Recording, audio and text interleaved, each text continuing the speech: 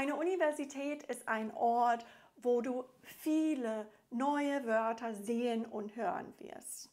Und hoffentlich sind das spannende Begriffe, die eben relevant für dein Fach sind.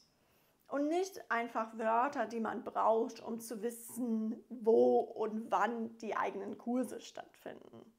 Deswegen klären wir solche Begriffe in diesem Video. Also, herzlich willkommen zum heutigen Video. Heute erkläre ich die wichtigsten Abkürzungen, die euch an der Universität begegnen werden.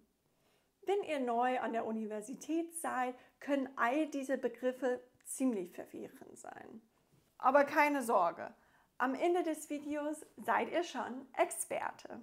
Unis und FHs, ihr kennt diese Abkürzungen bestimmt, wenn ihr meine Videos schon länger schaut. In Deutschland gibt es hauptsächlich zwei Arten von Institutionen, an denen man studieren kann. Zum einen gibt es Universitäten, aber statt Universität kann man auch Uni sagen und statt Universitäten kann man auch Unis sagen. Auf der anderen Seite gibt es Fachhochschulen und das wird FH abgekürzt bzw. FHs im Plural. Heutzutage werden Fachhochschulen manchmal auch Hochschulen für angewandte Wissenschaften genannt und dementsprechend wird das Wort eher als HAW bzw. HAWs abgekürzt. Im Allgemeinen kann das Wort Hochschule benutzt werden, um sich auf Unis und FHs bzw. HAWs zu beziehen. Bachelor, Master und so weiter. Es gibt viele Studiengänge, die man in Deutschland studieren könnte. Ich werde sie natürlich nicht alle in diesem Video auflisten, aber viele davon passen in die folgenden Kategorien, also Abschlussarten. Der Bachelor of Arts wird vor allem in den Geisteswissenschaften, den Gesellschafts- und Sozialwissenschaften und den Wirtschaftswissenschaften vergeben.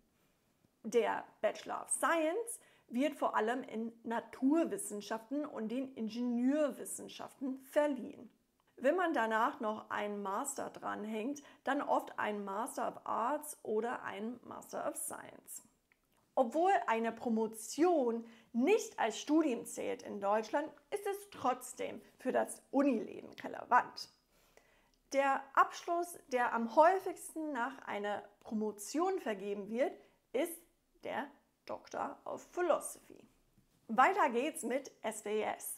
Das steht für Semesterwochenstunden. Eine Semesterwochenstunde ist eine Unterrichtseinheit, die einmal pro Woche während des gesamten Semesters stattfindet und in der Regel 45 Minuten dauert. Wenn ihr also einen Kurs mit 2 SWS belegt, dann könntet ihr diesen Kurs zum Beispiel zweimal pro Woche für je 45 Minuten oder einmal pro Woche für 1,5 Stunden haben. ECTS steht für European Credit Transfer and Accumulation System und gibt an, wie viele Leistungspunkte ihr für ein Modul bekommt. Das kann unterschiedlich sein, auch wenn ein Kurs die gleichen SWS angibt. Das ist so, weil man vielleicht mehr außerhalb der Sitzungen machen muss oder beispielsweise eine Hausarbeit am Ende schreiben muss. Manchmal hört man statt ECTS auch AP für Leistungspunkte oder CP für Kreditpunkte. Okay, jetzt zwei der häufigsten Abkürzungen an der Uni, und zwar ST und CT. Diese beiden Abkürzungen begegnen euch fast täglich an der Uni. ST steht für Sine Tempore, was aus dem Lateinischen kommt und ohne Zeit bedeutet. Das heißt, dass die Veranstaltung genau zur angegebenen Zeit im Vorlesungsverzeichnis beginnt. Wenn also eine Vorlesung um 10 Uhr ST beginnt, dann fängt sie tatsächlich um 10 Uhr an. Im Gegensatz dazu steht CT, was für Cum Tempore steht und mit Zeit bedeutet. Das heißt, dass die Veranstaltung 15 Minuten später beginnt als angegeben. Wenn also eine Vorlesung um 10 Uhr CT beginnt, dann fängt sie um 10:15 Uhr an, also 9:15. Diese Viertelstunde wird oft als akademisches Viertel bezeichnet. Die allermeisten Kurse an den allermeisten Unis in Deutschland fangen um Viertel nach an und dauern 1,5 Stunden.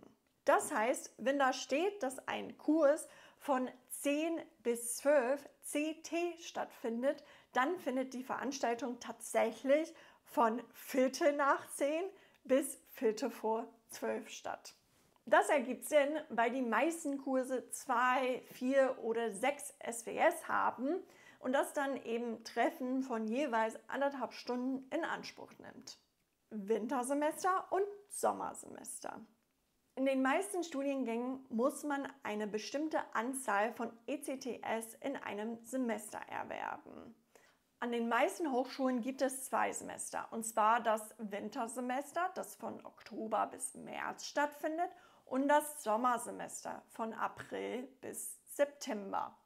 Das Wintersemester wird so abgekürzt, während das Sommersemester so abgekürzt wird. In Deutschland wird eure Zeit an der Uni in Semestern gezählt, also nicht in Jahren oder Seminaren, wie es in manchen Ländern der Fall ist. Das heißt, wenn du anfängst, bist du im ersten Hochschulsemester.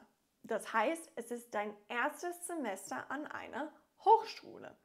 Es ist aber auch dein erstes Fachsemester oder FS, weil es dein erstes Semester ist, in dem du eben dieses bestimmte Fach, also diesen bestimmten Studiengang studierst. Wenn du aber später das Fach wechselst oder eben zum Master wechselst, dann bist du eben vielleicht im 5. Hochschulsemester, aber dann eben schon wieder im ersten Fachsemester, also im ersten FS. Profs und Studis. Wenn man selbst studiert, dann ist man eben Student oder Studentin. Im Plural hört man auch den Begriff Studierende bzw. die Studierenden. In informelleren Kontexten hört man auch das Wort der Studi oder im Plural die Studis. Und wenn ein Studi im ersten Fachsemester ist, dann ist er auch Ersti. Die Person, die das Seminar oder die Vorlesung hält, ist der Dozent oder die Dozentin. Im Plural hört man oft Dozierende bzw. die Dozierenden. Manche Dozierenden haben auch einen Doktortitel, was auch so abgekürzt wird. Und manche davon sind auch Professoren bzw. Professorinnen. Diese nennen wir auch Profs bzw. der Prof im Singular. Nun zu AStA. AStA steht für Allgemeiner Studierendenausschuss. Dieser Ausschuss vertritt die Interessen der Studis an einer Uni. Der AStA organisiert Veranstaltungen, berät Studierende bei Problemen und setzt sich für Verbesserungen in der Hochschulpolitik ein. Sie wollen den Studierenden grundsätzlich helfen. Der AStA der Uni Potsdam hat mir schon mehrmals geholfen. Sie haben zum Beispiel ein paar Computer, die man für eine Zeit ausleihen kann, falls man es braucht. Und einmal habe ich das ziemlich doll gebraucht, weil ich eben in der Klausurenphase Wasser auf meinen Computer gekippt habe und der eben nicht mehr funktionierte. Das war gar nicht so schön, aber zum Glück konnte ich einen Computer für eine Woche ausleihen, während mein Computer eben repariert wurde. Ein weiterer wichtiger Begriff ist FSR, was für Fachschaftsrat steht.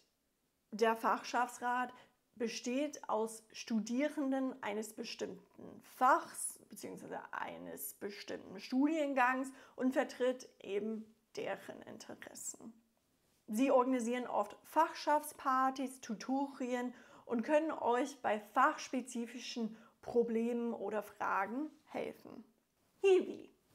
Diese Tutorien, wovon ich geredet habe, werden von Hilfswissenschaftlern veranstaltet. Diese sind auch Studis, die aber bis zu 19 Stunden pro Woche an der Uni arbeiten. Sie können einer lehrenden Tätigkeit nachgehen, wie bei einem Tutorium der Fall wäre. Sie können aber auch einer Forschungstätigkeit nachgehen oder eben Büroaufgaben übernehmen. Das könnte zum Beispiel im International Office sein, wo Sie vielleicht Anträge annehmen und bearbeiten oder eben Fragen beantworten. Diese Stellen heißen ganz offiziell WHK bzw. SHK, je nachdem, ob die Person schon einen Hochschulabschluss hat, aber gesagt wird hauptsächlich Hiwi. Ich habe als Studi alles Mögliche an Hiwi-Stellen ausprobiert, aber mir gefällt es am meisten, Tutorien anzubieten, was eben Sinn ergibt, weil ich ja sehr gerne unterrichte und eben auch aus dem Grund jetzt Sprachlehrerin bin. Die Bib. Wenn man Studi ist, dann verbringt man schon richtig viel Zeit in der Bibliothek. So viel sogar, dass man dieses Wort so oft sagt, dass man es eigentlich viel lieber schneller sagen würde. Deswegen sagen Studis viel eher Bib. Zu guter Letzt BAföG. BAföG steht für Bundesausbildungsförderungsgesetz und bezeichnet eine Art der finanziellen Unterstützung für Studierende. Wenn man bestimmte Voraussetzungen erfüllt, dann sollte man auf jeden Fall einen Antrag stellen. Ich werde einen Link zu weiteren Informationen dazu in der Infobox lassen. Das war ein Überblick über einige der wichtigsten Abkürzungen, die euch an der Uni begegnen werden. Ich hoffe, ihr fühlt euch jetzt ein bisschen besser vorbereitet. Und wenn euch dieses Video gefallen hat, dann werdet ihr dieses Video bestimmt auch mögen. Also bis dann. Tschüss!